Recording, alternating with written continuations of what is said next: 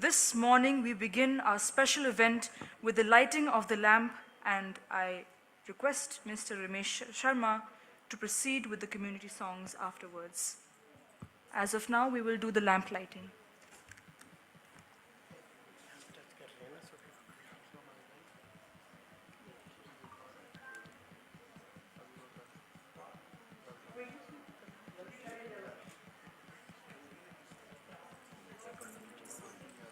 He's going to get it done.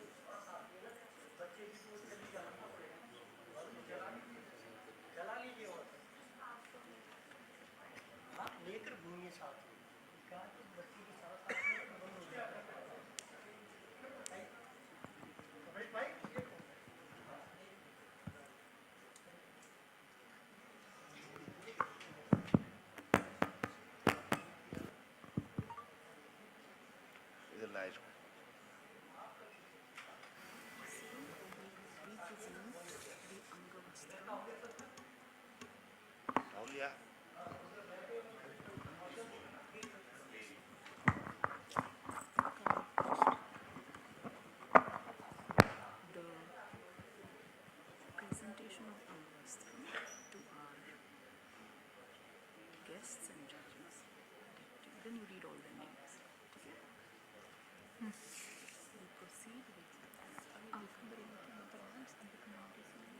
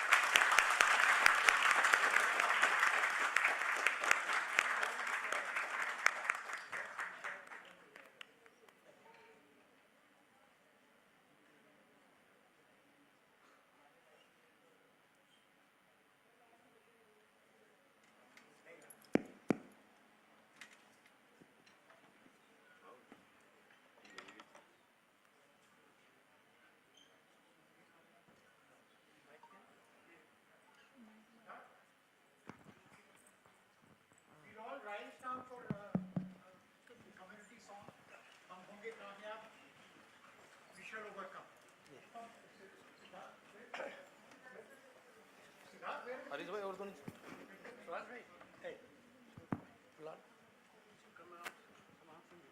Quickly. शाबाश ये बीच में रख लेना बीच में रखिए दो तीन चारों के बीच चलो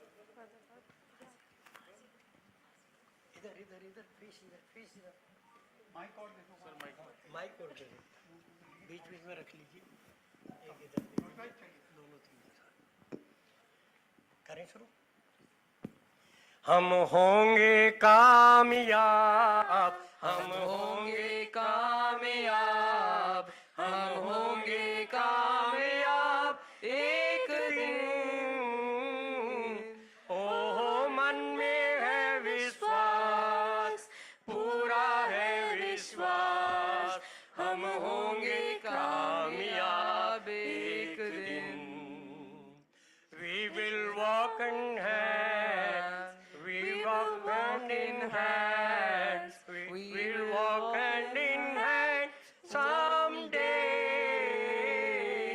oh deep in my heart I do believe that we shall overcome someday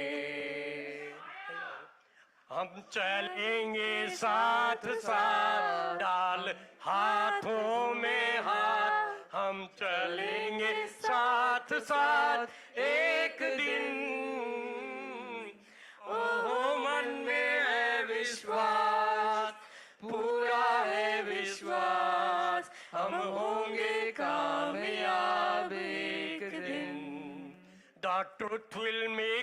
free. The truth will make us free. The truth will make us free someday.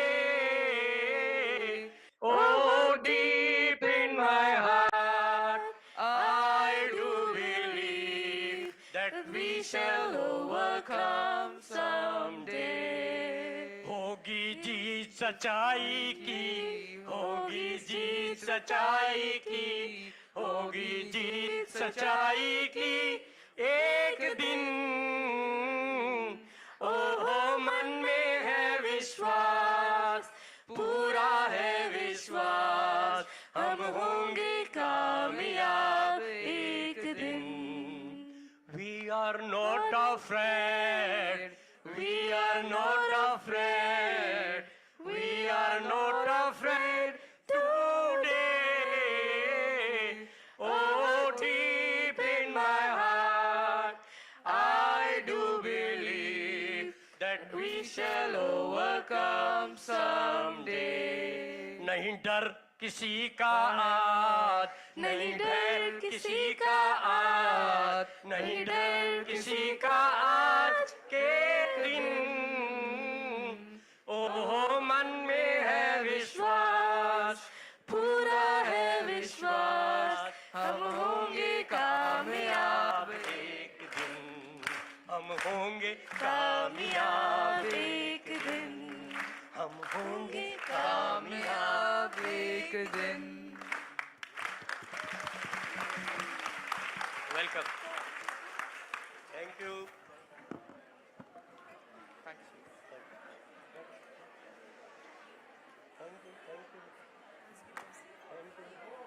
Thank you, sir, for the lovely community singing. It truly brings in the feeling of a community, for sure.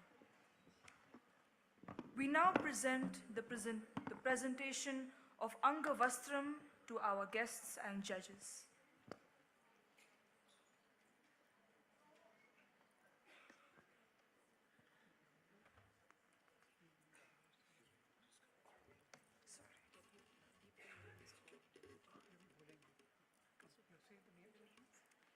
Yes, so we present the Anga Vastrams to Deputy High Commissioner of South Africa, Cedric Charles Crowley.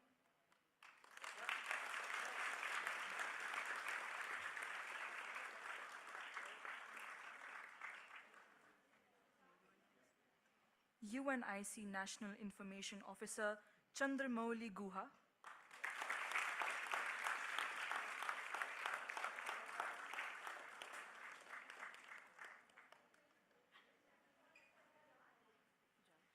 Judge Ajay Gudavardi, Associate Professor of GNU.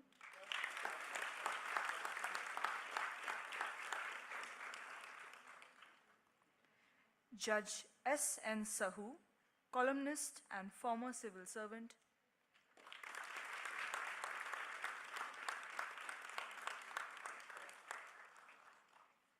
Judge Vinay Kumar Thakur, journalist and former associate editor of The Hindu.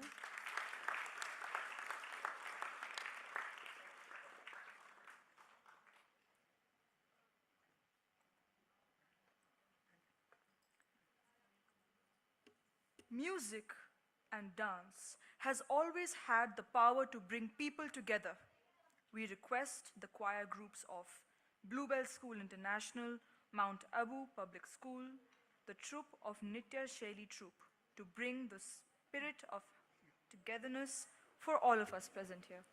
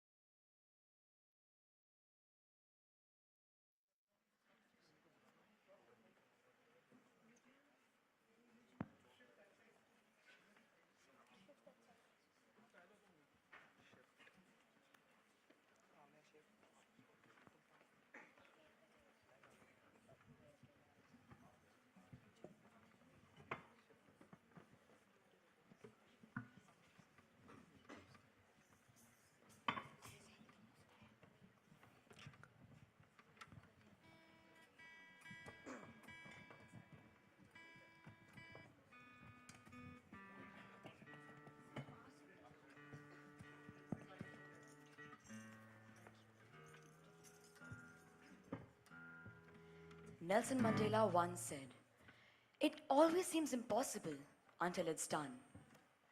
During South Africa's struggle against apartheid, music became a source of hope, unity, and courage.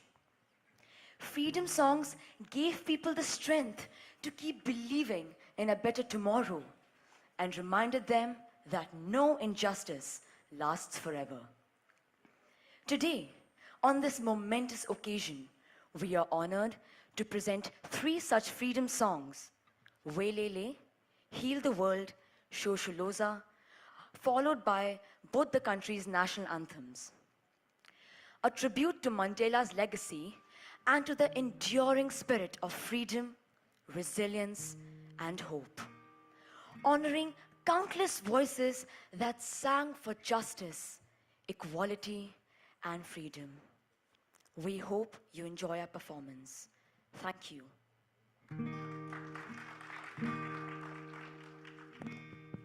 Welele, oh welele kabane, Mandela, o kausi pendule, sifuna mabulu ano kusidela, baila bafana baya kubashaya, hem.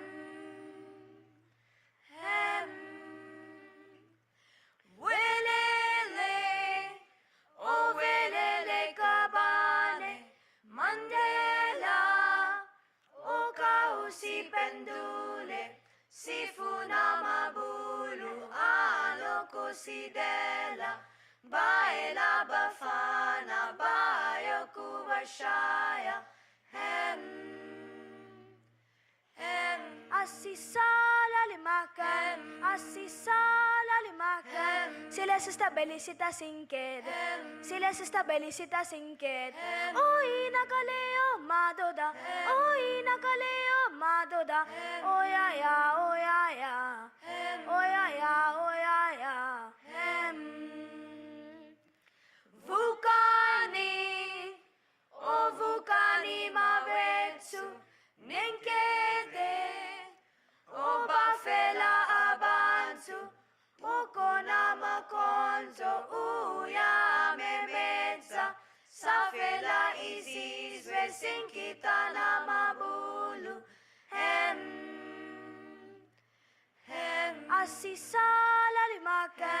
asisala limakan, sila se stabilisita sin querer, sila se stabilisita sin querer. Oi nakaleo madoda, oi nakaleo madoda, oh ya ya, oh ya ya, oh ya ya, oh ya ya. Welele, oh welele kabane, Mandela, o kausi pendule, sifuna mabulu ano kusidela, baila bafana bayo kubashaya, hem.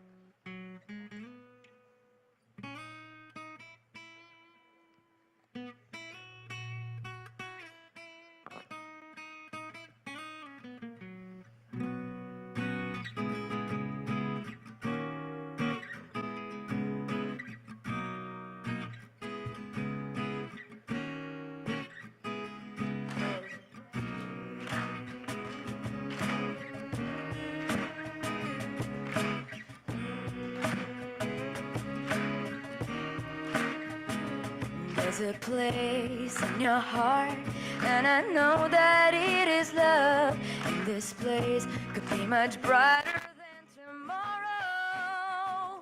And if you really try, you find there's no need to cry. In this place, you find that there's no hurt or sorrow. There are ways to get there if you care enough for the living. Make a little space, make a better place. Heal the world, make it a better place.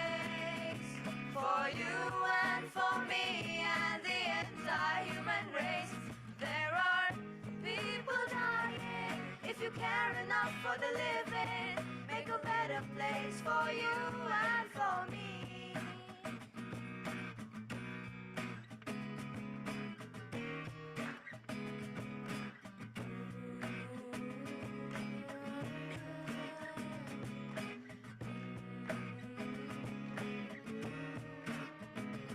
If you want to know why, there's a love that cannot lie. Love is strong, it only cares for joyful giving. If you try, you shall see. In this place we cannot feel fear or dread. We stop existing and start living. Then it feels that always love's enough for us growing. Make a better world. So make a better world. Heal the world. Make it a better place for you and for me and the entire human race. There are people dying. If you care enough for the living, make a better place for you and for me. Heal the world. Heal the world. Make it a better place for you and for me and the entire human race. There are people dying. If you care enough for the living, make a better place for you and for me. You and for me. You and for me.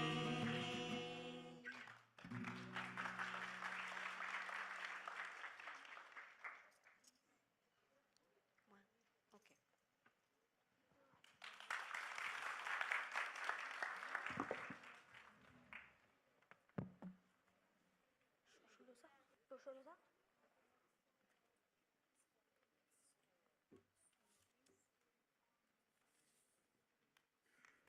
I would now like to invite Mount Abu Public School to the stage for singing the song.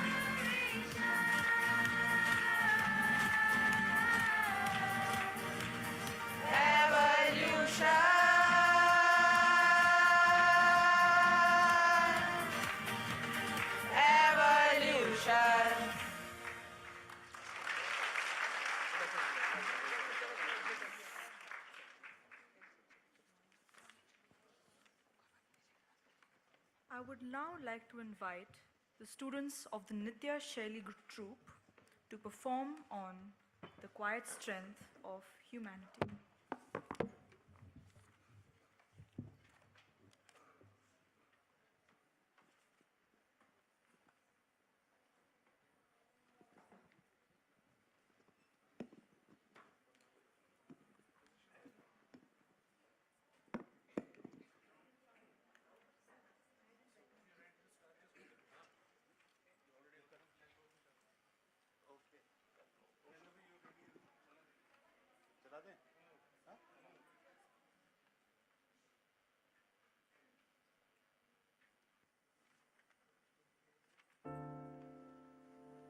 I found myself reading about Nelson Mandela, Madiba, and I wondered, what manner of strength allows a man to choose forgiveness when the world has schooled him so deeply in pain?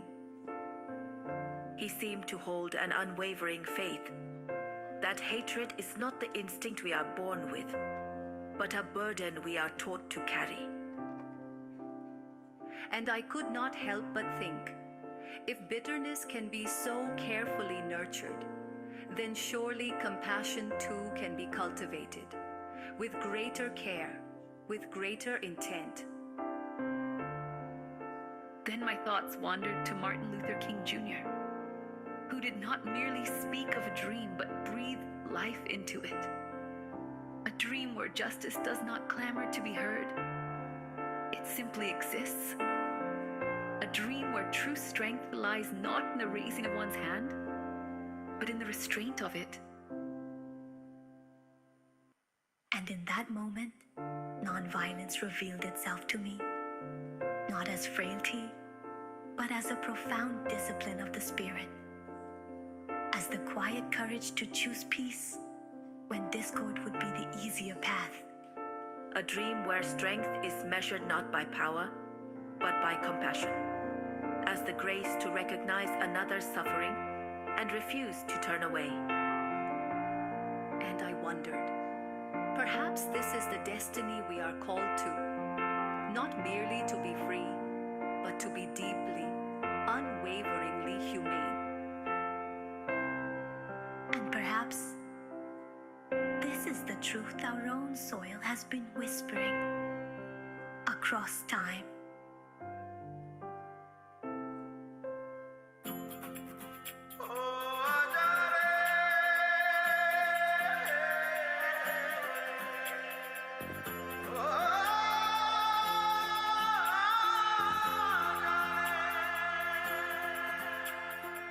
माटी पुकारे तुझे देश पुकारे आजा रे अब आजा रे भूले हम राह हमें राह दिखा दे आजा रे राह दिखा दे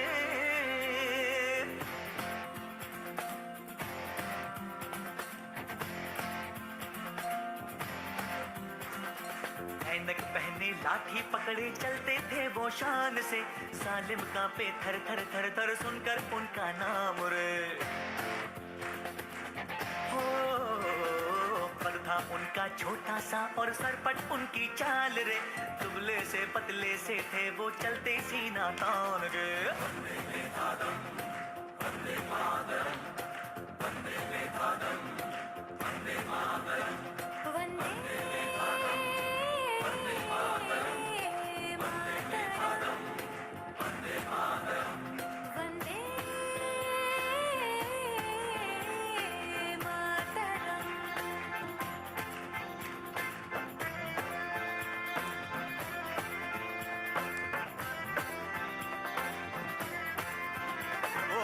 भाई भाई का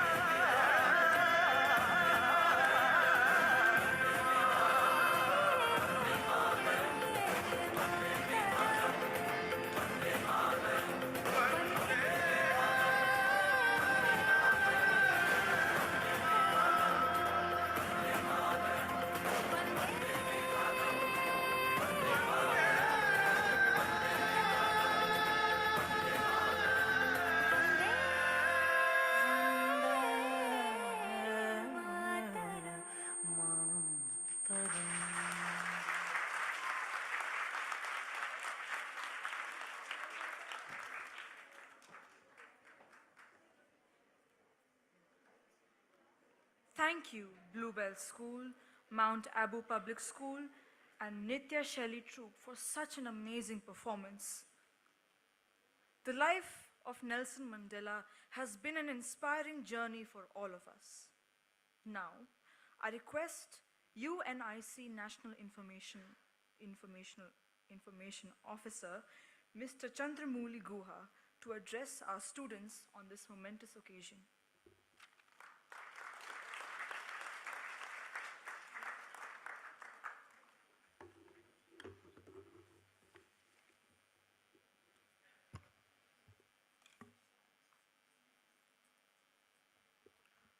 Good morning, everyone. I hope everybody is having a splendid morning after 3 lively performances. Yes? So can we have a big round of applause for all of you?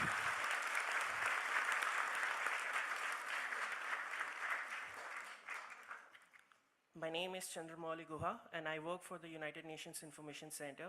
I'm the Deputy Head of Comms for UN in India here.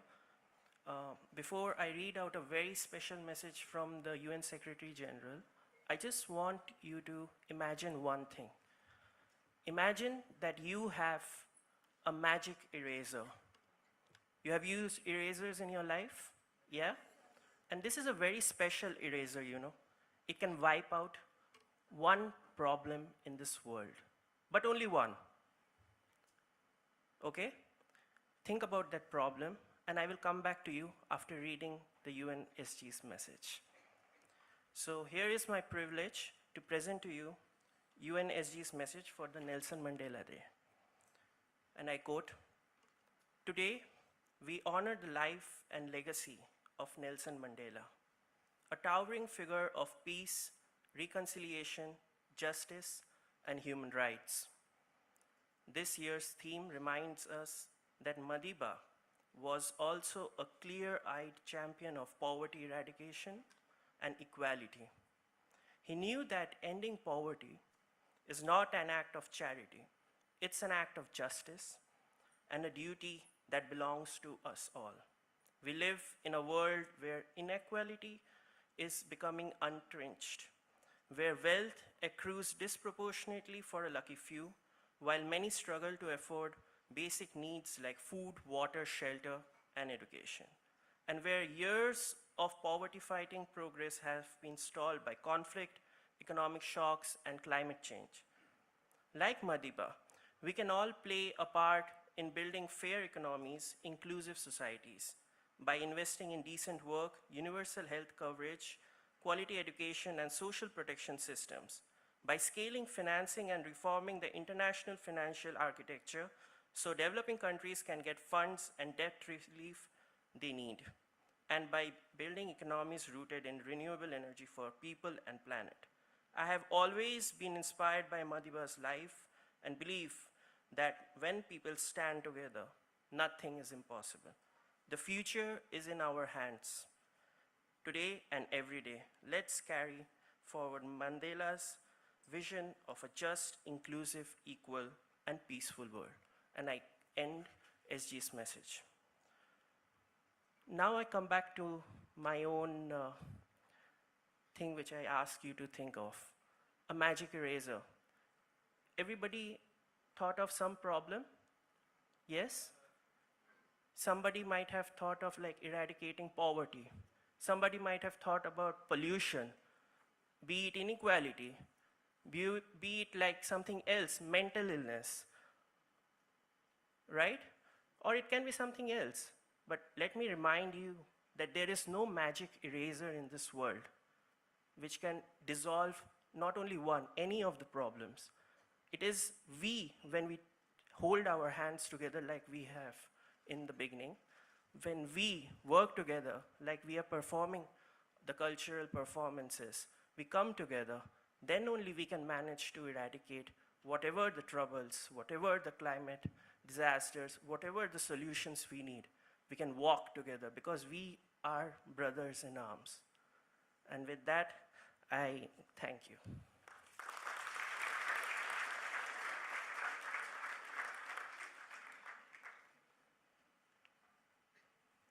Thank you so much, sir, for this wonderful message.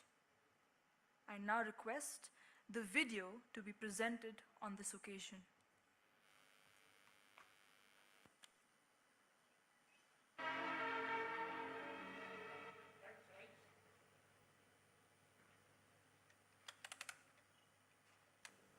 Gandhi, the young 23-year-old barrister who has just arrived in Durban from India, is en route to Pretoria in connection with his legal work. Careful, don't let Ayub Seth and his men steal our secrets from you. But I must get in touch with him. Whatever for? He's your cousin. Don't you think it would be better to go in for a mutual settlement? Not with Ayub. I do not trust him. He doesn't keep his word.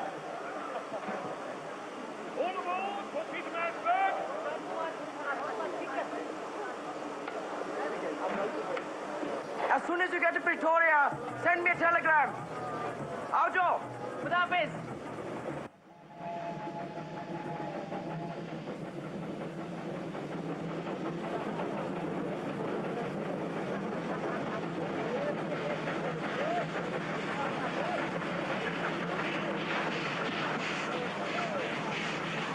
Hey, Coolie, what are you doing here? Conductor, there's a damn coolie in my compartment.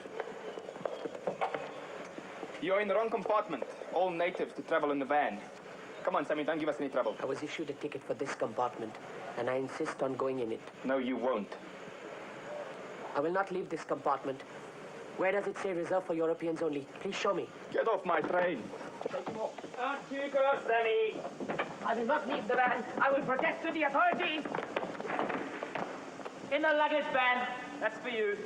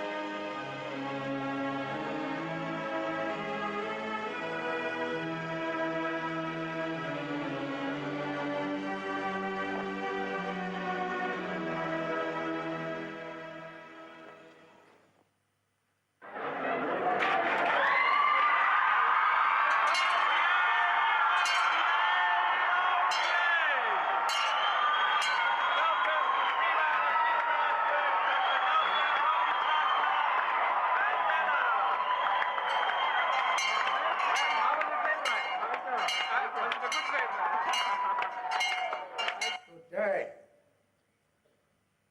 we are righting a century-old wrong. This station, once one of the world's most notorious symbols of discrimination, intolerance, and oppression, today proclaims a message of dignity restored. In contrast to that shameful day, Pietermaritzburg and indeed South Africa is sending a message of hope. After a long and relentless struggle, we have seen victory against the apartheid regime.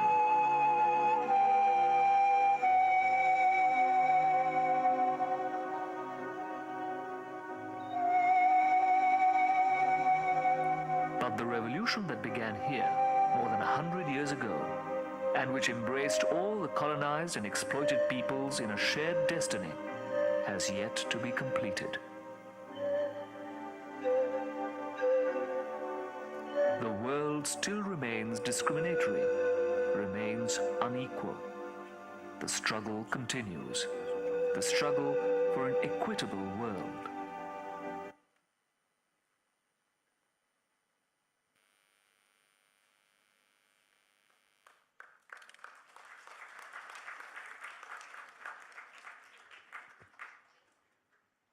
Nelson Mandela has had a very strong connection with India. To share this with us is Mr. Suhas Borker, who will enlighten us more about the visionary Nelson Rolihlahla Mandela.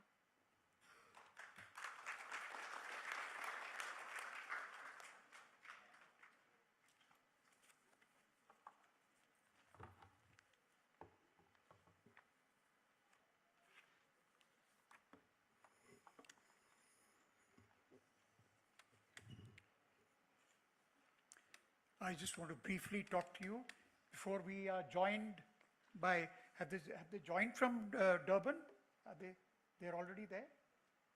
Can you show them for, can you put them, we are already behind schedule, they were to join us. There's a group joining us from Durban in South Africa. Oh, there they are there. Selvin, are you there? Yes, Suhas, I am here. Yeah, welcome.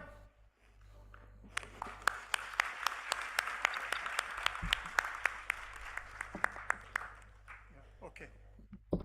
So they'll come in a few minutes after our Deputy High Commissioner addresses us. So I just want to talk to you very briefly about Madiba and the values he stood for. He was just not a leader. He was a living embodiment of timeless values. In a world full of noise and shortcuts, his life offers a clear moral compass. And if you look across the world today, the moral compass is missing. Do you think so? The moral compass is missing? So I'm going to talk to you about the 5 core values of Mandela that should continue to inspire all of you. The first is service over self. Mandela always put his people first. He sacrificed his personal freedom, family life, and the comfort for 27 years in prison. He taught us that true greatness lies not in what we gain for ourselves, but in what we give to our community and nation. As students, this value must challenge you.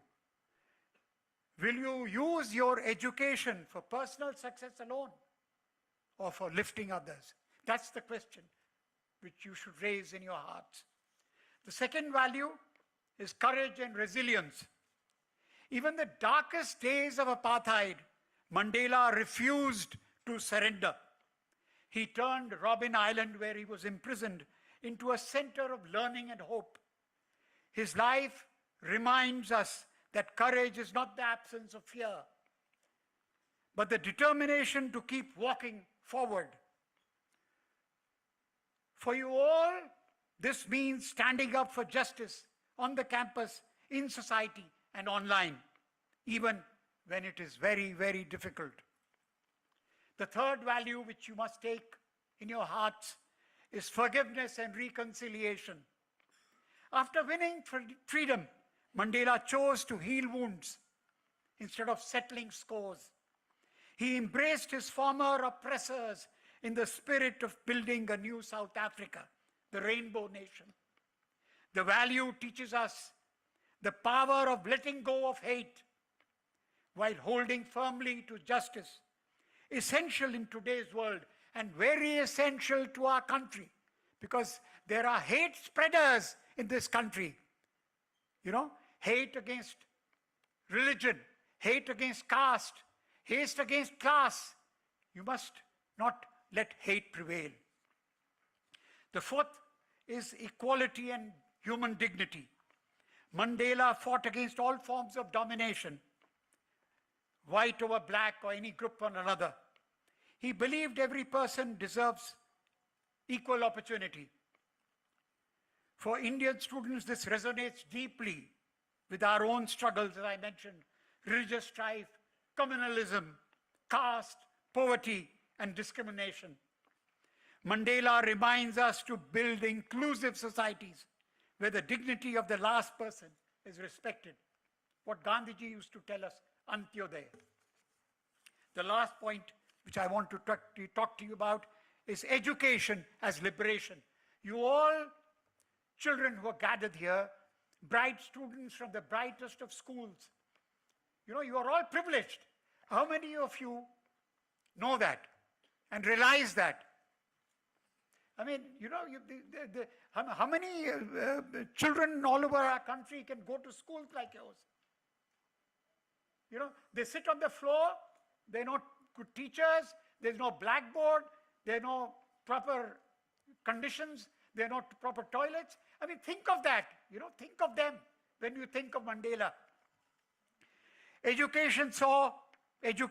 Mandela saw education as true liberation. Not just learning facts, but a powerful force that frees people from poverty, ignorance, and oppression. Education, he said, is the most powerful weapon which you can use to change the world. For him, education broke chains. It gave the daughter of a peasant the chance to become a doctor, the son of a mine worker to run the mine, and a farm worker's child to lead the nation. In Long Walk to Freedom, he explained that what held his people back wasn't the lack of ability. Now that applies to us. What holds many children across the country back is not lack of ability. It is the lack of opportunity. Colonial and apartheid education was designed, he said, to make black people feel inferior. Education as liberation reverses that, he said, restoring dignity and real choice. He lived his belief. Even on Robben Island, he turned the prison into a university, teaching and studying with fellow inmates. He kept pursuing his own law degree behind bars. For Mandela, education was a liberating force. He said it liberates the mind, builds confidence, equips people to fight injustice and shape our own future. That is why education is one of the deepest core values. Knowledge doesn't just inform you, it sets you free. Mandela inspires you all to treat your student days, your student years, not as a race for marks, but as a preparation to solve the real problems facing our countries and facing the global south. Mandela's values are not just history. They are a call to action for our generation. You must carry them in your hearts and actions. Serve selflessly, lead with courage, forgive wisely, uphold dignity, learn relentlessly, and build bridges of unity. The question Mandela leaves for every student is this: what will you do today to put your people first? Today, Sonam Wangchuk was on a fast, and I believe, I've just learned, he's been picked up by the police. What was he fasting for? He was fasting for accountability, for the leakage of examination papers. And who are going to give those examinations? Where the papers leak, you all are going to give those examinations. He had nothing to do with it, but he was fighting for all of you. But remember this, there are people like Mandela, and each one of you has a Mandela within you. Each one of you has a Gandhi within you. Each one of you has a Martin Luther King within you. So let your Gandhi, let your Mandela Let that Martin Luther King come out of each one of you. I want to end with what a prominent South African anti-apartheid leader and activist said, Jeremy Cronin. Now we need to speak truth to power. We now need to make truth powerful. We now need to make the powerful truthful. Long live the spirit of Madiba. Madiba tujhe salam. I thank you.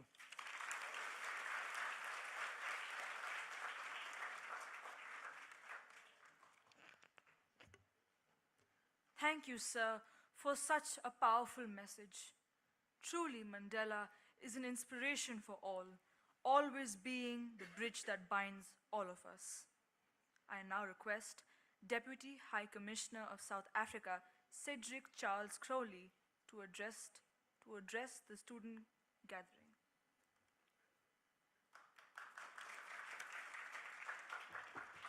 Thank you. What is your good name? Suhas. Good morning, everyone. What a privilege to be here with you in your numbers. I appreciate the sacrifice that you've made to be here on the birthday of Nelson Rolihlahla Mandela. Let me start by acknowledging our very able and capable Director of Programs. She has done a fantastic job, a marvelous job, and we thank you. We appreciate you. Let me also thank the schools that have performed for the wonderful messages of hope and unity, messages of peace and love, which they have transmitted through their items in song. For the performance that was done, thank you so much for that. To Professor Borker, who has always ensured that students get and receive the message of Mandela. He has explained it so nicely also in his message to us today. To the United Nations Information Center, sir, thank you for the message from the Secretary General on this, the occasion of Nelson Mandela International Day. To my colleagues that have joined, thank you for accompanying me. To the judges that will be adjudicating today, Professor Gudavadi, Mr. Sahu, and Mr. Thakur, thank you for your presence also here today. To everyone, happy Nelson Mandela International Day. Today, dear colleagues, dear friends, I want to talk to you on the subject of the audacity to hope, the audacity to dream. Throughout the program, we have heard the names of Mandela, of Gandhi, and of Martin Luther King. And some would describe these gentlemen, these leaders, as dreamers. I would describe them as visionaries. And so I take you back to 1993 on the 10th of December, on the eve of receiving the most prestigious prize for peace, the Nobel Peace Prize. Nelson Mandela, in his speech, in his lecture, articulated a dream of what he had for our country. The hopes he had for our country. This lecture took place 4 months before our general election, after the negotiations with the apartheid government. And in that lecture, he challenged this dichotomy that there should be a choice between peace and war. A choice between racism and human dignity. He challenged the fact that this dichotomy between oppression and repression, between liberty and human rights should exist, arguing that this is not the natural state of our human existence. He then paid tribute to the countless people that has sacrificed in the struggle against apartheid. Those globally, but also those in the country. Those that have given their lives for dignity. You could have seen in the video, in the movie that was shown, how inhumane this discriminatory system was, how violent it was. Children your age were killed because they resisted apartheid. And myself and my colleagues that are here that have a darker skin would not have been here, was it not for Mandela. Jane would not have been here in India working alongside with me if it was not for Mandela, because we were not supposed to be deployed. We were viewed as incapable to serve and to work in this government which belongs to us. And so we have much to be thankful for. So when we think of Mandela, we also appreciate the role he played in our lives. Because what would have become of our country? We were on the brink of war, a race war that would have devastated our lives. And so when he looked into the future, into this election that is coming in April, and the date for that was 27th of April, he said, what should be the measure? What is it that I dream for my country? And I think he articulated 4 dreams of this country, for his country. And he expressed himself that this reward for these negotiations, for this peaceful transition, should not be measured in money. I think Professor Borker mentioned that your education should not be measured, or your success, in what you accumulate. Today we want to celebrate trillionaires. Imagine one person being as rich as many countries put together. Less is spoken about sustainable development, about poverty eradication. More is talked about increasing the budget line item on defense spending, on arms, so that we can prosecute war, kill other human beings. And thus he said, I will and must measure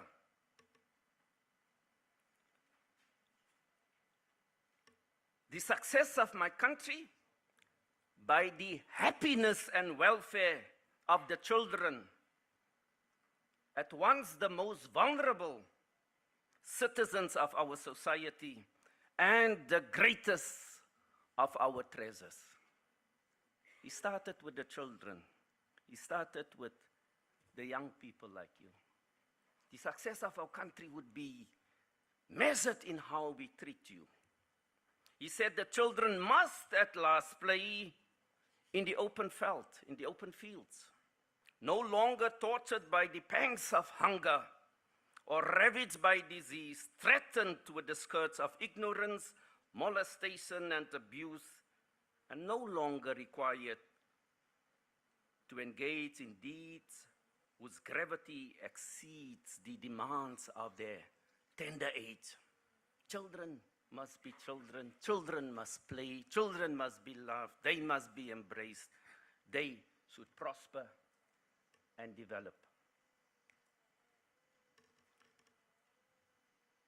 The second measure of the success of our transition says must be measured by the happiness and welfare of the mothers and fathers of these children, who must walk the earth without fear of being robbed, killed for political material profit, or spat upon because they are beggars. They must be relieved of the heavy burden of despair, which they carry in their hearts, born of hunger, homelessness, and unemployment.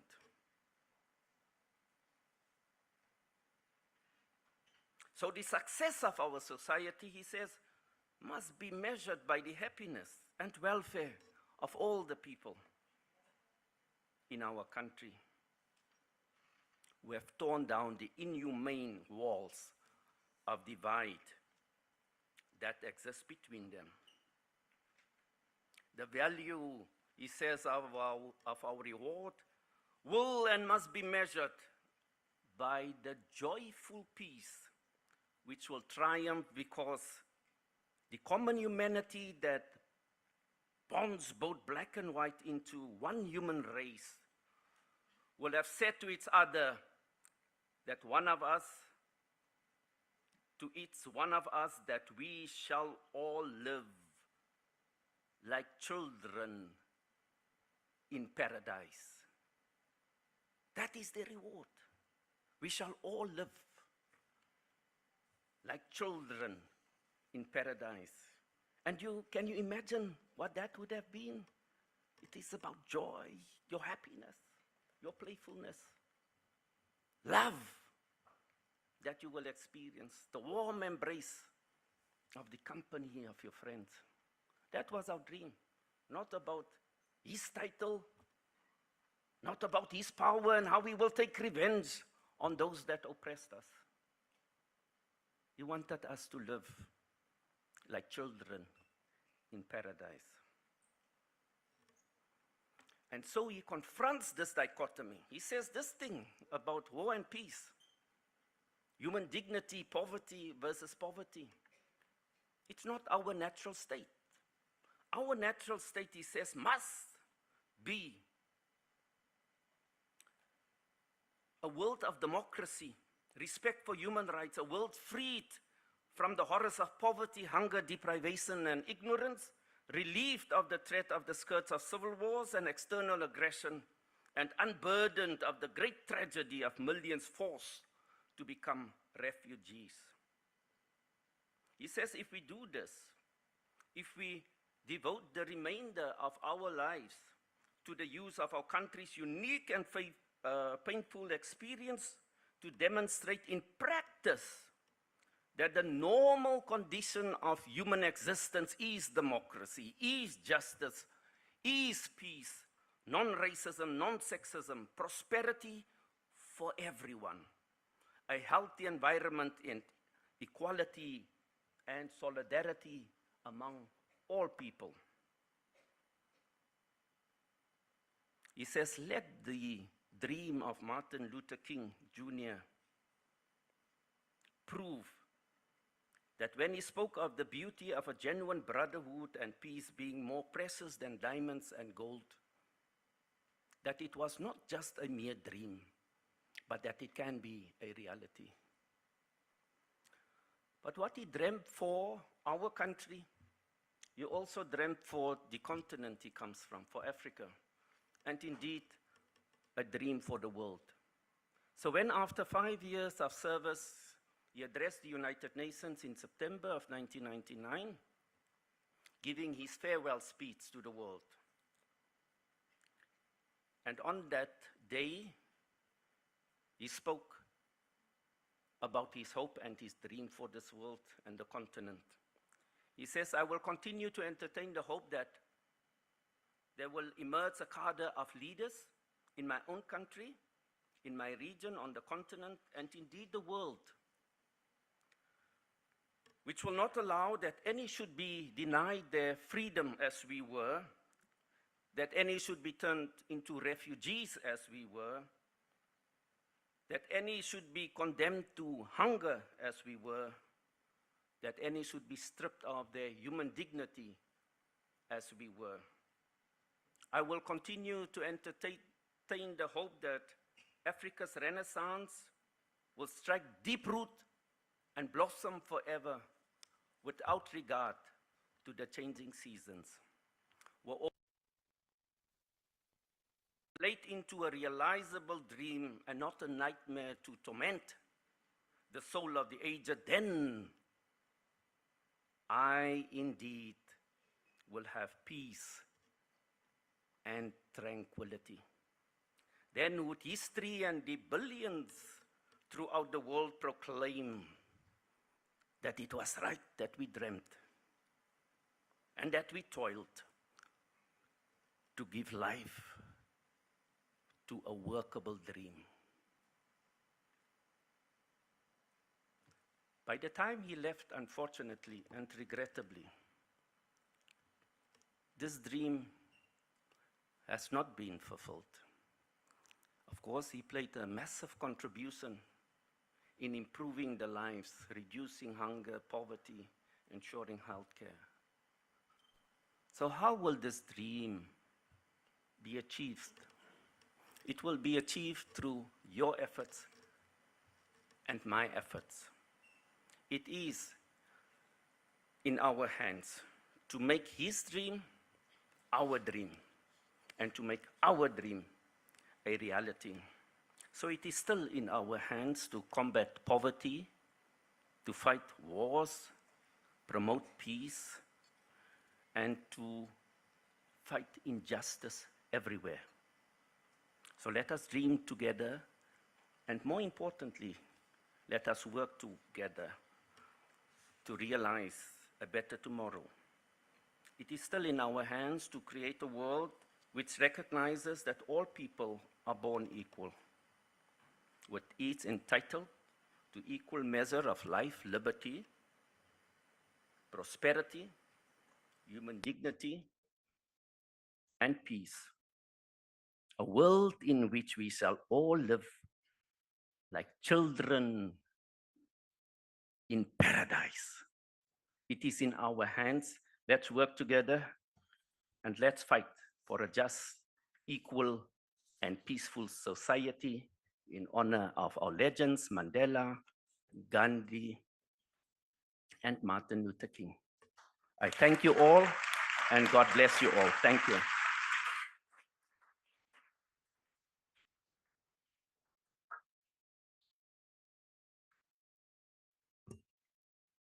Thank you, sir, for your words of wisdom, and thank you so much for showing us, the youth, what Mandela stood for. Like slavery and apartheid, poverty is not natural. It is man-made, and it can be overcome and eradicated by the actions of human beings. And overcoming poverty is not a gesture of charity. It is an act of justice. It is the protection of a fundamental human right, the right to dignity and a decent life. While poverty persists, there is no true freedom. This was said by Nelson Mandela in his speech in London's Trafalgar Square for the campaign to end poverty in the developing world on 3rd February 2005. This is also the theme of today's interactive session. In a gathering where the idea of a Mandla Wetu, power to the people, is the central vision of all countries today, the youth now has a strong voice. We now open our house for interaction.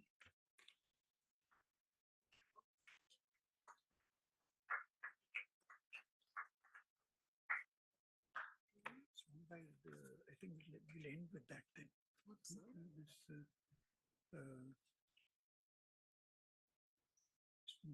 Are we having the interaction right now, sir? Yeah. We have to get the people from Durban now. Okay, so we just said that we are joined by the students from Durban. We are joined by the students. Pardon? Right before the interactive session, we're singing the song.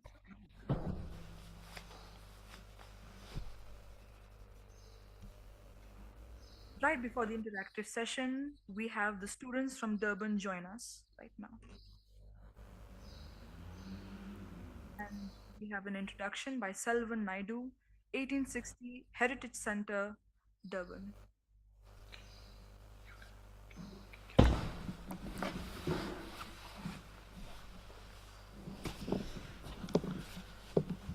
Good morning, vanakkam, namaste, namaskaram, assalamu alaikum, sanbarani nonke.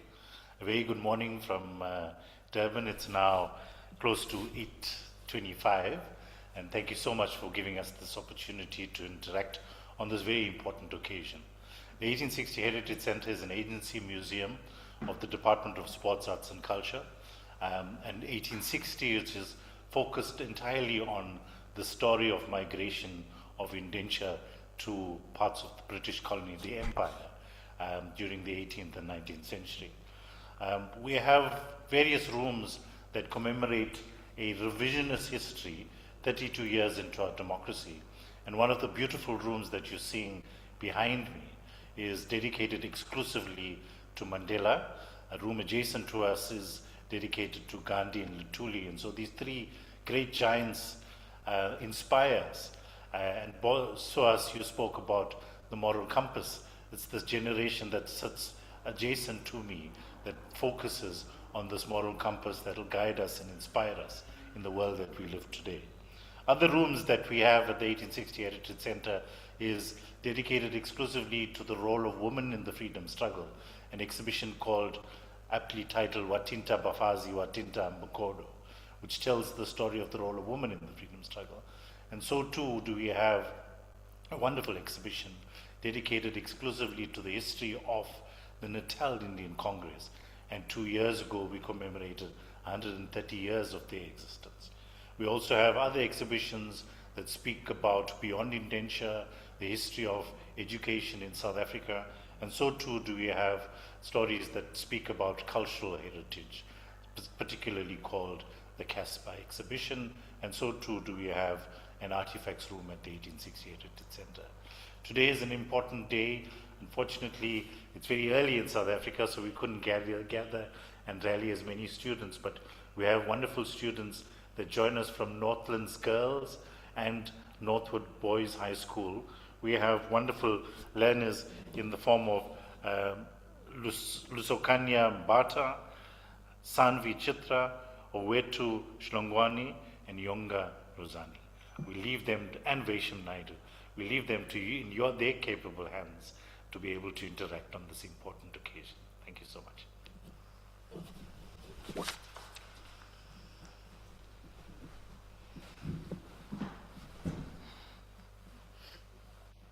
Start the interactive session. So the three judges.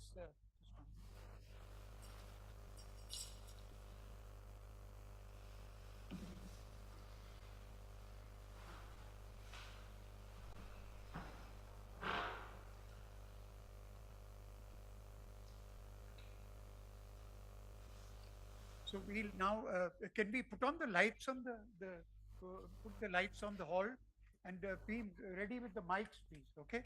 So we'll now start with the interactive session. The judges will note the name, just see the name clearly. There are 3 prizes from the United Nations waiting for you. So be very clear with the name, your name, the school name, and then your presentation, okay? So, the content, the relevance, the context, and the presentation, and the out-of-the-box question or comment will be taken note of, okay? So we go ahead now.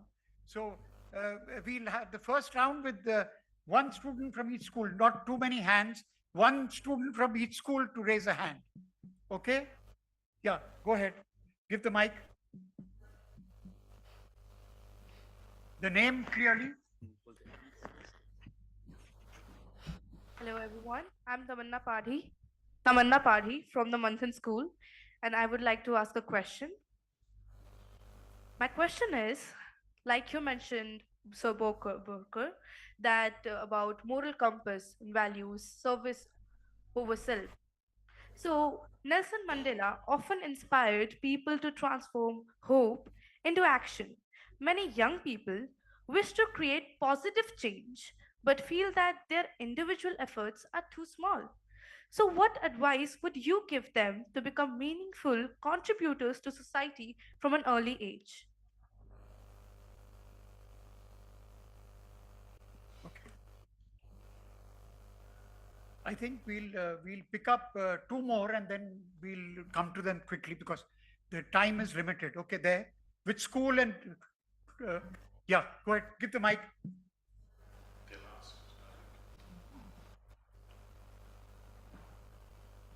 Good morning, everyone. Myself, Astha Yadav. I'm from Bidla Vidyaniketan.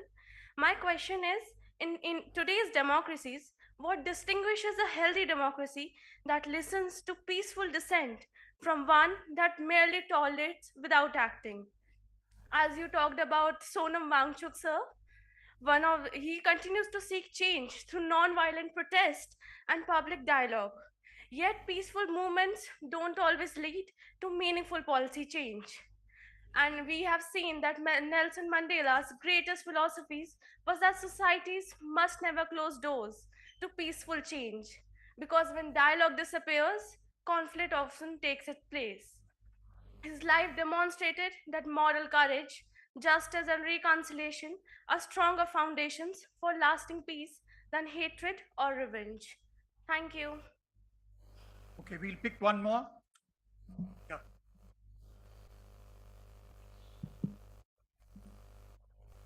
Good morning, sir. I am Aryan Raj from Deepalya School. As the High Commissioner mentioned about the dreams and the privilege of dreaming, I would note down on the point about dreaming. The dreaming and the ideas of Mandela of reconciliation, as Mr. Borker talked about, sound beautiful in speeches. And we oversaw that both the leaders of the countries chose reconciliation over revenge and retribution after independence. Being the High Commissioner of South Africa, do you see that opportunity truly heal the wounds, or did it also let some injustice unaddressed? Thank you. I think the first one, the first question was about, no, it was not moral compass, it was the contribution, the hope that one has and how we can work together. You know, dear colleagues, that hope is what keeps us as humans alive. It is what directs us. And sometimes problems might seem insurmountable. But you can never give up on that hope. You know that, just give you one example. In my own life, not coming from a rich family, being oppressed and not having access to the best education. If I did not have a dream myself or a hope to improve my life, then nothing would have come, right? I had a professor that says in life, there are three things you need. One is hope or a dream. Second thing, action. What are you doing to achieve that? And the third thing he said that is important is education, to direct you towards achieving that dream. To have the dream in itself is not sufficient. Now, when it comes to greater societal challenges, we need to work as collectives, try to mobilize and see people that have a different view, a similar view, a similar perspective, and see how you can mobilize. The women in South Africa, when they felt oppressed, they were the ones that mobilizing women's groups. In the communities, we mobilized at the community level. And eventually it became a broader mass movement. So it is about the agency that each one of us have to contribute. Perhaps if it's a big problem, if it's not a personal dream, it's a societal dream, to get people that are like-minded and to work towards that. And you can make a difference.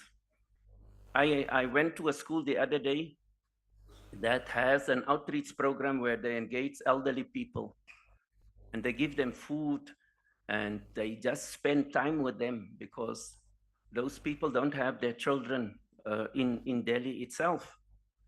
And that is something beautiful, to spread hope and to compassion towards others. And that is a small societal problem. On the issue of democracy, I mean, there are various forms of democracy. We have a professor of political philosophy, and today he's a judge, so he won't give you the answer now. But you know, there are formative democracies. Democracies that allows you to come and vote every 5 years or 4 years, whatever the term in office is. And that's it. They would then tick the box and say that they are a democratic society. They're fulfilled the requirements of democracy, but true democratic dispensations allow for interaction, engagement. It allows for voices to be heard. It allows for policy inputs through your public representatives. It allows for the very government to be challenged through the courts. It allows for parliaments to hold the executive accountable. So I think you are quite right that there are various forms of democracies, some more formative than meaningful in terms of the true sense of the words, taking the views of the majority into account. But democracies was never meant for us to elect a government and to sit back for 5 years and hope that they will implement and deliver the promises that they made during the election campaign. It was meant for us to become active citizenry, to hold them accountable, to mobilize when they do not fulfill requirements, to hold them accountable when they stray and they implement policies that they committed to and are not implementing. So those are the two things that I think I could add, and Professor Borker will add where. You see, the 3 points which I picked up and you talked of the moral compass. You began with that, and then you talked of dissent, okay, and then you talked of a dream, okay. Now all these things are entirely patched up and linked together, you know. Now I mentioned Sonam Wangchuk, you know. Now what has he got to do with the examination? You know, what has he got to do with the papers being leaked? He's standing up as his moral compass tells him to stand up for what is happening, and he goes on a fast, you know. So today it was the 21st day, and now he's been picked up by the police and will be probably force-fed. Whatever, that's another matter. But what I am trying to say is that, you know, one has to stand up for injustice. Now it is unjust that students prepare for exams and then the papers are leaked, you know. So there has to be accountability, you know. That is the critical point, which comes out of all these three things. There has to be accountability for a moral compass. There has to be accountability for a dream. There has to be accountability when dissent is expressed. And you can't curb dissent in a democracy by putting people into jail. Okay. Now we'll go into the second round. Yeah. Yeah. Here. Yeah. Go ahead. Go ahead. My name is Samriddhi Mehta. I'm from the Indian school. My question is that, is it feasible or true that the concept of innovation reduces poverty and does not widen the gap between the privileged and the marginalized? Okay. Now, that's the first question in the context of what we were to discuss, you know. I mean, the program director mentioned the topic of the discussion, which is like slavery and apartheid, poverty is not natural. Okay. And this is the basic, this is the first question which has focused on the relevant theme. So stick to the theme, please. Okay. We go on to the second question of the second round. Yeah. No, please now, the first, don't raise from the same school, the schools which are left out only. Okay. So Manthan has already been dealt with, Dipale has been dealt, and the Birla school has. So other, yeah, go ahead. There. Yeah, give the mic, please.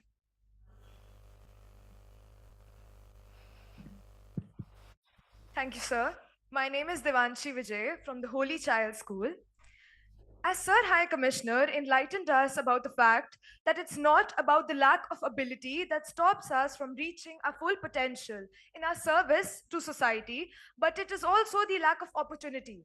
In today's world, we find governments unaccountable even when citizens are given the opportunity to protest, to demand their rights. In democracies, citizens still go unheard, despite them using their moral compass effectively. How can this injustice be dissolved and accountability demanded? Yeah. The third, which school is this? Have you, anybody participated? Go ahead. You give the mic, please.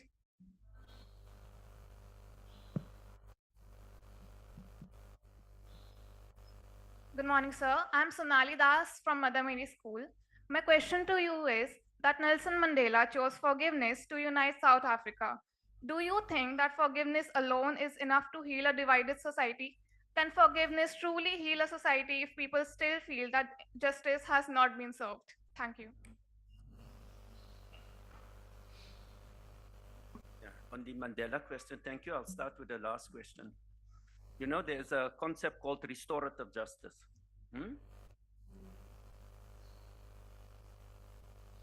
It doesn't mean when there's forgiveness and reconciliation, it doesn't mean that there is now no accountability.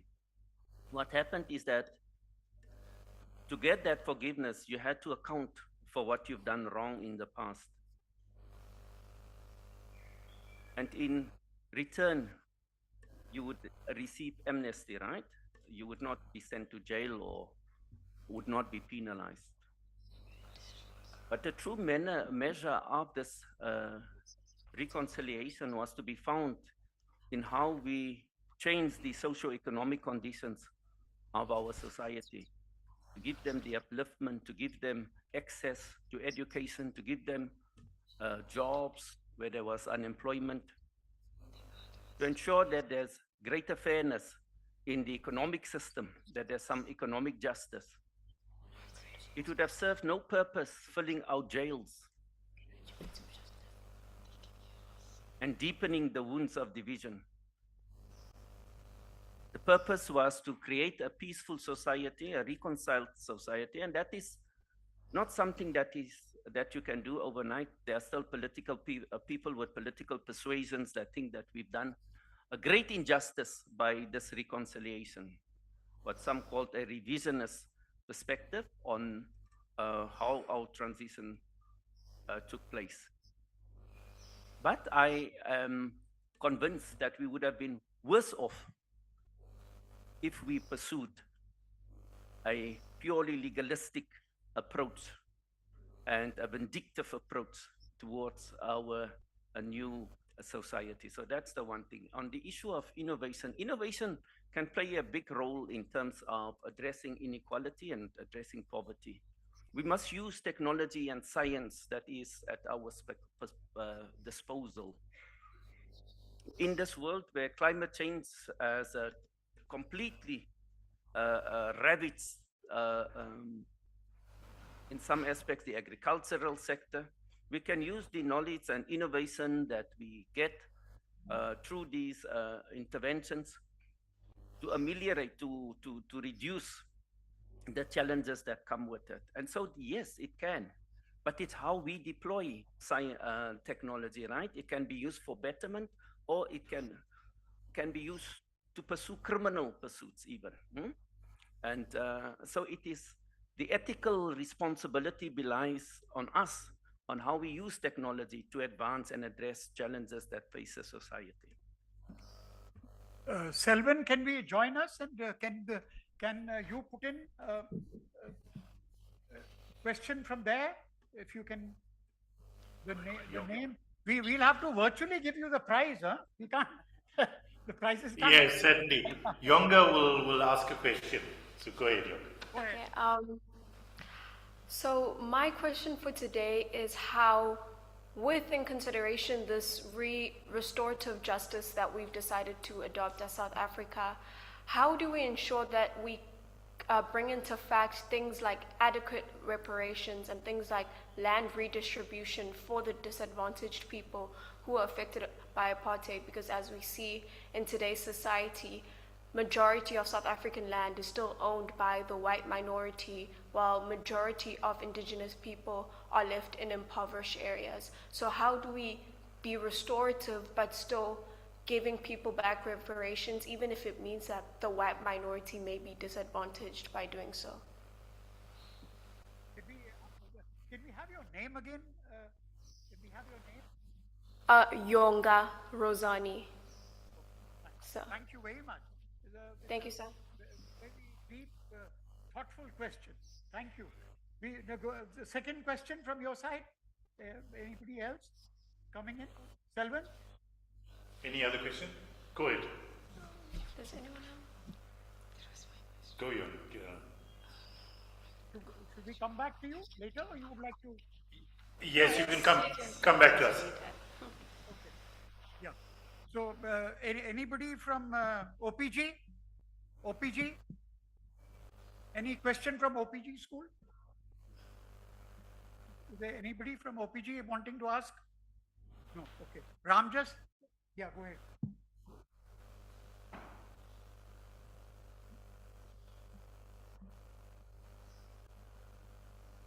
Hello. Good morning, sir. Myself, Arab Goswami from Ramjas School, Pusa Road. My question is that the SDG 1 guarantees no poverty. Can economic growth promise equality if the government supports through programs, and if it is provided, how the vision of society can be changed of those who are stronger? Thank you, sir. Anybody from Bluebells? Yeah, go ahead. So, what qualities do you think leaders of today should possess in order to be able to combat socio-economic problems like poverty and really understand the people and their needs like Mandela did during apartheid? The judges want to know your name again. It's Riona from Bluebells. Okay, fine. Okay. Then from Mahavir? From Mahavir? Yeah, go ahead.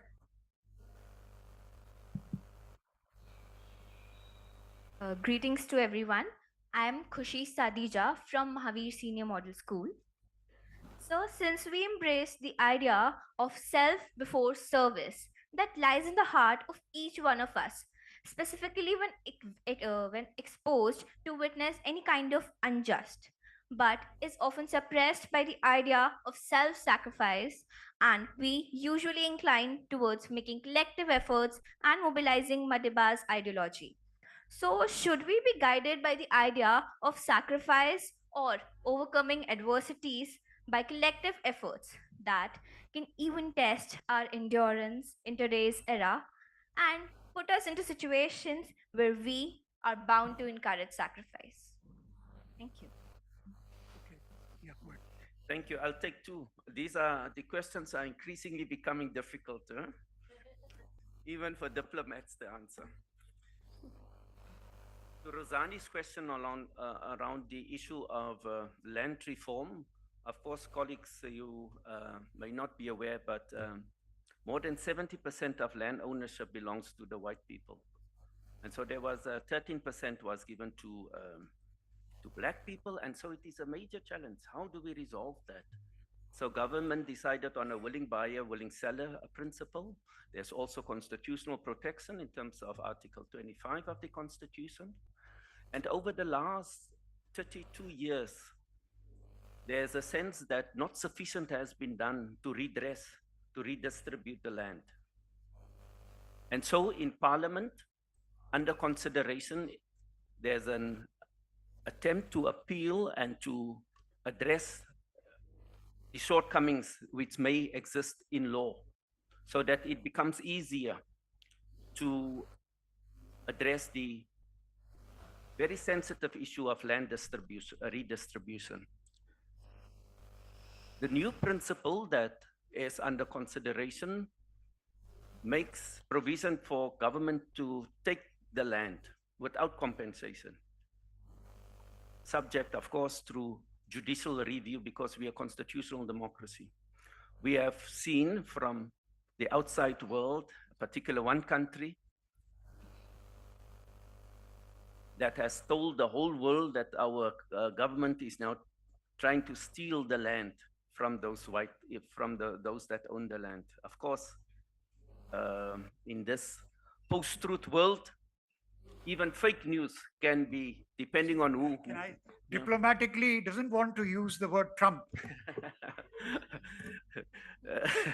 So even that untruth is being spread.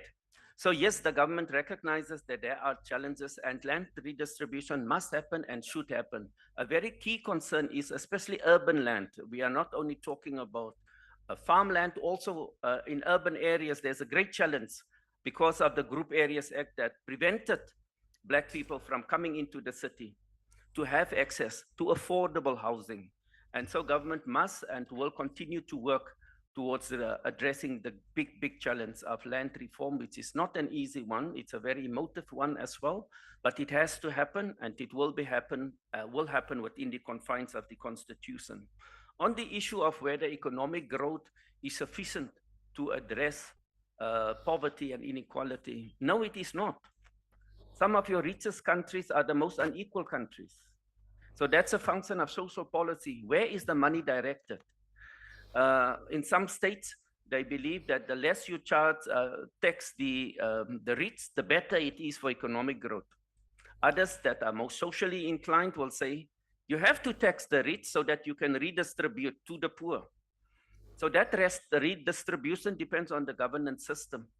And citizens should agitate for governments to do more about fighting inequality.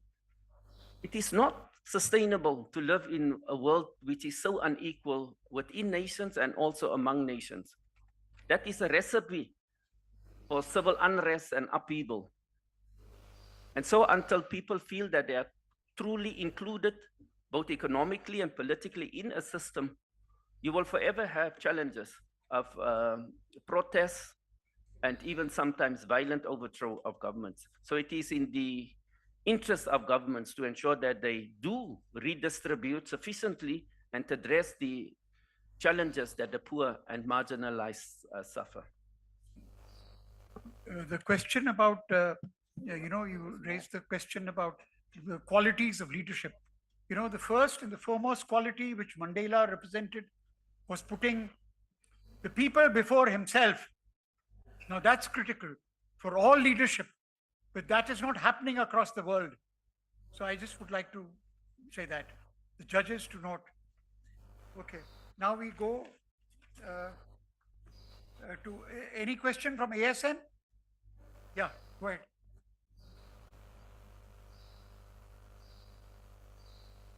Good morning, sir. I'm Hiti Vij from Mason Senior Secondary School, and we are living in an age of artificial intelligence, space exploration, and technologies that can solve problems once thought impossible.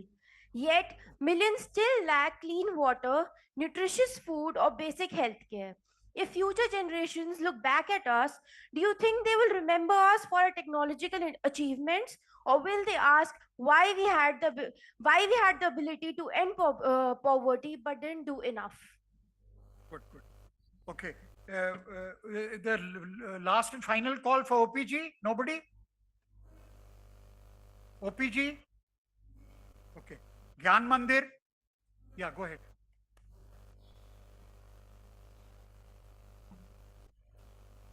My name is Shrutika Sharma and I am from Gyan Mandir Public School. So, the theme of this year's commemoration highlights Mandela's enduring influence. How can each of us ensure that his ideals remain relevant in our daily lives rather than only on commemorative occasions? Thank you. Okay, thank you. Mount Abu, any question? Yeah, go ahead.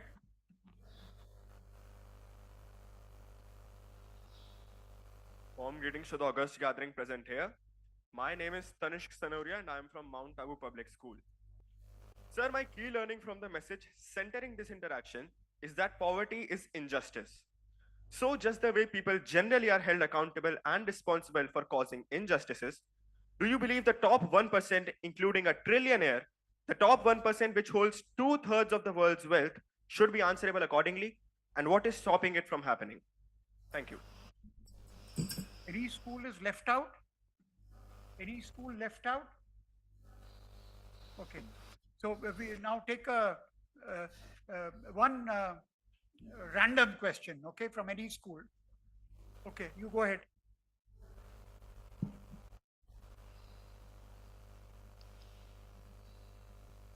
Good morning, sir. My name is Pratyusham and I'm from Dipalya School. And my question for today is, Nelson Mandela fought his whole life for peace and equality. Looking at today's global conflicts and wars, do you think modern leaders have forgotten his principles, or is his way of thinking to apply in this today's world? is hard, emphasizing specifically on the conflicts that are ongoing, like USA and Iran conflict.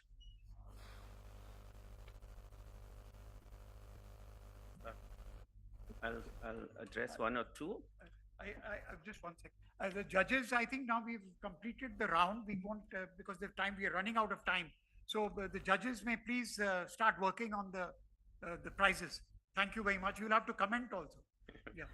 Yeah. You know, on the issue of inequality, artificial intelligence and the ending poverty.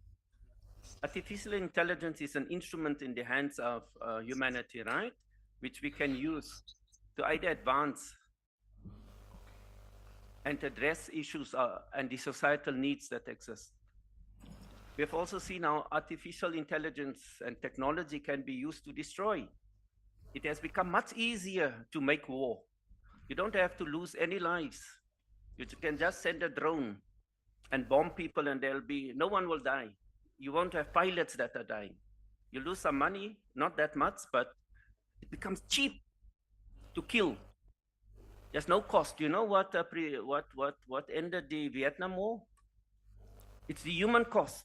When those body bags came back to the US, when the citizens said, this is enough. Why are we fighting here? Because there was a human cost to it, right? But artificial intelligence and technology makes it very cheap. The more people get killed daily, we don't even notice it because you're not getting your body bags, you know. But it depends on the application, like anything. Huh? Whether we want to use that technology to address issues of poverty and inequality, or whether we want to use it to destroy and to accumulate power. So it's all has to do with what motivates you. And so we think there must be some global parameters that regulate the use of artificial intelligence. Otherwise, we'll destroy each other through our cleverness. So let's hope that the world can gather. There's no generally agreed upon parameters and framework in the application of this. And it's something that I know you had a big AI conference hosted by Prime Minister Modi. Several of these conferences are happening to see how we can also create guidelines for the use of this technology. On the issue of these trillionaires and injustice, you know, it's not necessarily a bad thing to make money and to prosper. I think governments by itself has got a role to play. And you should tax those individuals. I mean, if you look at what the multinational companies are taxed with in jurisdictions, it's very little. Some pay $1 just in tax, while individuals, your mother and father, pay 30%, 50%. How can a company pay less tax than you? So it's a social construct. It is how society organizes itself, how it uses its tax systems to redistribute income and address inequalities. Look at your budget lines as countries. What are you spending on defense? How much you vis-a-vis hospitalization, poverty eradication, schools and education? And ask the questions and vote for parties that have a different outlook and that has a pro-poor policy. Okay, that's what I would add. Okay. Can we have somebody else? I mean, this is not to be marked now. From Durban, any other input? Yes, we do have an input. Just go ahead. Yeah, you can. With inequality being one of the biggest challenges, as a society, we tell the girl child to stay in the kitchens and the boy child to work. How can we empower both genders without disadvantaging the other? Your name, please? Suhas. Does your colleague also want to ask something? Your classmate? The back? From the back? Go ahead. Just be loud. Okay.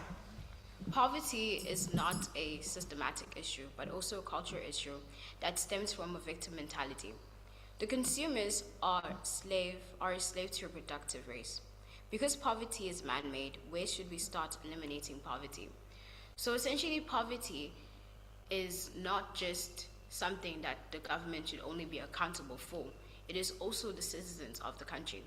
Because black people, who are the majority of oppression, have this mentality that they are victims of misfortune. And because of that mentality, we now believe that we aren't, but black people are not taking the step to change. So how can we start eliminating poverty?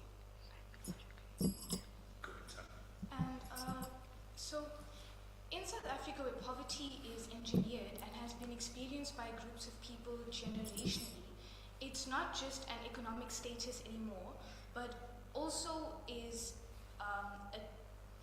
it can define the collective identity of many groups of people, which sometimes leads to those who are able to, through any means, who are able to uplift themselves, move out of poverty in any way, which can be to receive education from good schools or move out of geographically impoverished areas.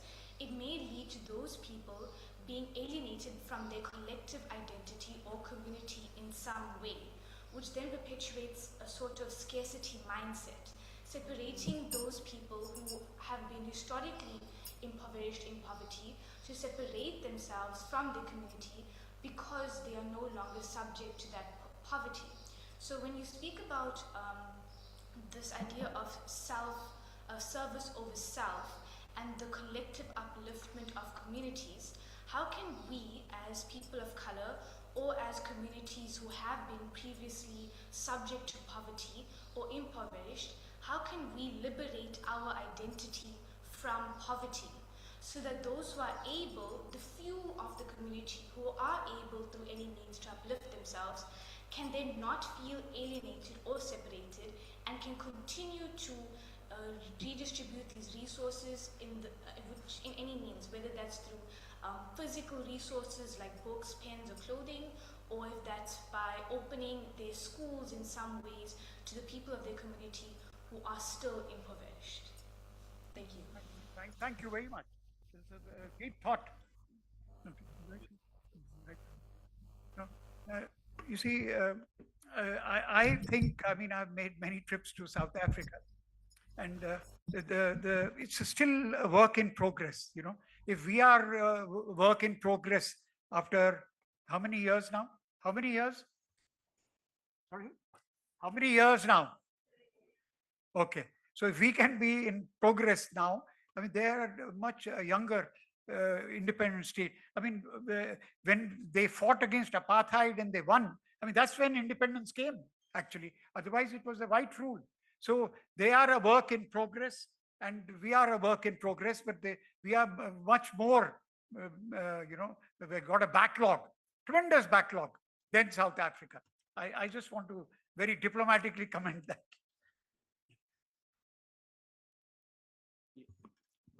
Yeah, on the issue of the mindset and the challenge that still exists in terms of inclusivity in ensuring that more people benefit. The role of education cannot be underestimated. The Statistician General, for example, in South Africa demonstrated that the Indian population in our country has made significant progress in terms of their quality of life and the income that they are able to generate. And he attributed that, it was the former Statistician General, not the current one. He attributed that to one single factor, and that was the emphasis of the Indian community and family on education. Similarly, if we do place efforts, and you've seen what the government has done in terms of free education, including university education, it's significant contribution. In my own family, I've seen how an education can not uplift only the individual, but also his siblings, what people conceive as black tax. That income that you generate because of your education is not only used for yourself, but also for your sisters, your brothers, the elderly in that community, so that you take care of them. So access and equal access to education will be an important equalizer to addressing those gaps. The other thing is there is an inclination for us to want to show that we have arrived once we generate income. We want to show others that we have made it. So you want to reflect it in the shoes you are wearing, the jackets you are wearing. You become some of the biggest consumers, wasting money on material goods. You must drink this brand of whiskey, be seen at this club, and nothing wrong if you drink, but does it have to be at those volumes and those amounts spent on unnecessary things? So it's also how we as individuals approach the wealth that we generate. Is it put to the use of our families and secure the future welfare of our children by investing it wisely in properties and things that are durable and that will leave legacies even after we leave? I'm told that if you look at some millionaires, you won't see branded clothing. They're not wearing branded clothing. But yet we have this urge through their marketing, and social media plays a significant role to want to condition us that if you want to look successful, if you want to be successful, this is how you have to look, this is what you have to wear. And that I think is also a function of the mentality, the colonial mentality that still afflicts us. Thank you. Yeah. So Ajay, can you come and do the honors?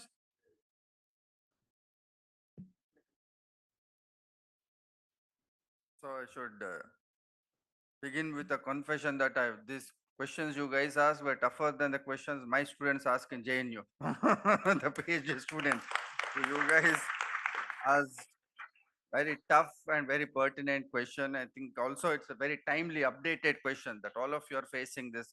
How do you achieve equality without depriving someone? So how do we, South Africa, achieve equality without depriving whites? How do we have gender equality without depriving men? I think it's very, very difficult question. And we had a difficult time deciding and finalizing, but thankfully all three of us had near consensus on how to go about pricing. It's always a difficult thing. So first, let me say that all questions were really good. All of them were above average. So I thank all of you. Ideally, I would have wanted to give prize to all of you. But since Borker has only 3 prizes, Suhas has only 3 prizes, so we are compelled to number you. Numbering is always bad, but no. All 3 are equal. All 3 are equal, so there's no ranking in 3. Okay. Oh, great. So the 3 questions that we really like. One to Yonga Rosani. I think she asked a very pertinent, a direct question on land redistribution, I think, which is the most complex issue. South Africa is... No, now you'll have to make 4 because you yeah, can't give her the prize. that's the point Vinay made. So we'll send her the prize yes. through the good offices of... we will transmit. Cedric. Yes. So that is why we thought Rosani was really good, very pertinent. The second prize we decided was for... which? Yes. Which? Is it Riti Which? Is it Riti Which or is it Which? Which? Yeah, what was your name? First name? So it's Hiti, Hiti. Hiti. Yeah, I had the doubt. Hiti Which for asking a question on AI, right? And you asked out of box. One of the markers we had that Suhas had said was out of box. So congrats to Hiti. And come here. Third is for, third means in the sense in the order, Astha Yadav. So congratulations to Astha for asking question on challenges to change. And since we don't have the first, we also mark the fourth, that is Divyanshi from Holy Child School. So congrats to all of you. So it's women in power. Yeah. We didn't realize that. Yeah. So we just take the, Cedric, give the... Let the judges also come here. Ramesh bhai, aa jaiye.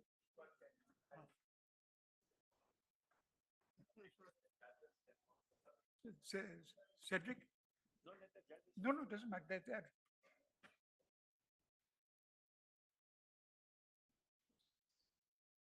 No. Yeah. Give them, give her.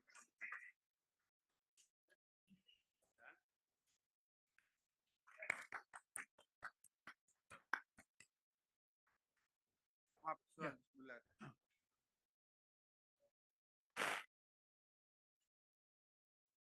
Okay. So the judges announced the prizes. The prize distribution is over. Now we have that song quickly. Yeah. And that's the last item. Go ahead. Yeah. And then we'll just take a photo op of everybody. And then you must take your food packets with you. Okay. There's a nice snacks with the IIC catering department, especially packed for you. And there are 3 pieces of chocolate in it also.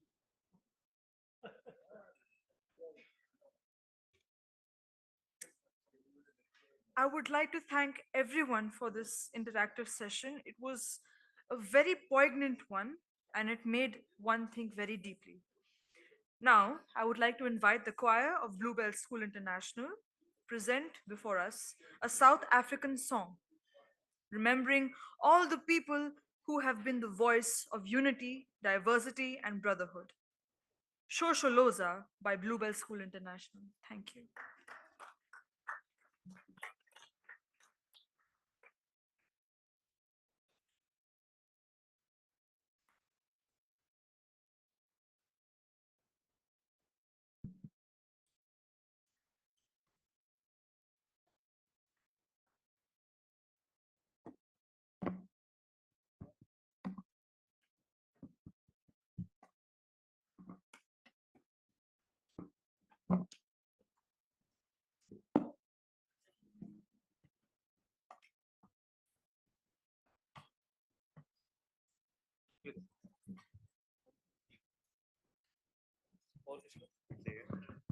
Check.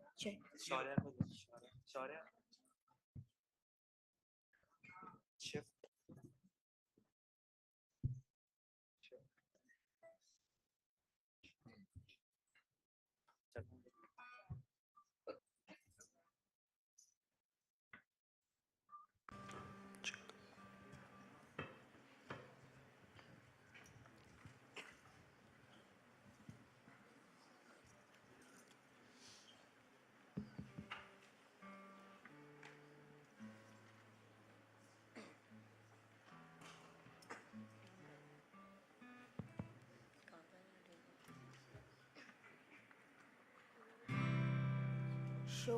Shosholoza, kules ontabas, timelas pume South Africa.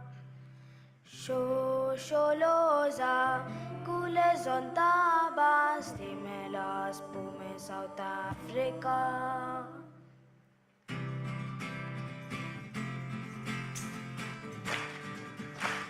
Shosholoza, kules ontabas, timelas pume South Africa. Venuya balega, kules ontabas, timelas pume South Africa. Shosholoza, kules ontabas, timelas pume South Africa. Venuya balega, kules ontabas, timelas pume South Africa. Shosholoza.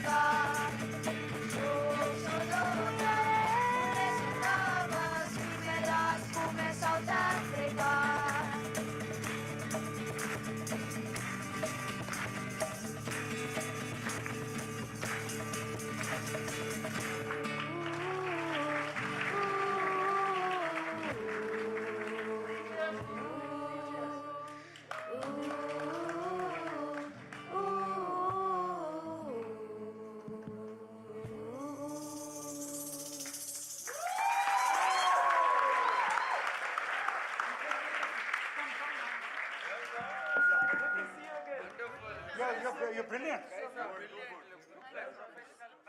So we take a group photograph now. Okay? Everybody stand and please. Photo le लीजिए. No, they'll take it.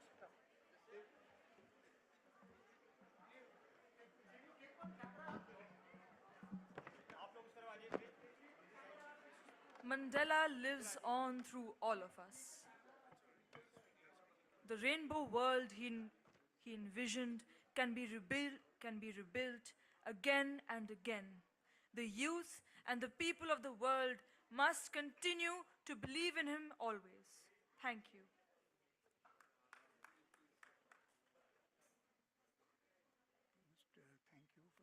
Thank you for the beautiful job you did. Okay.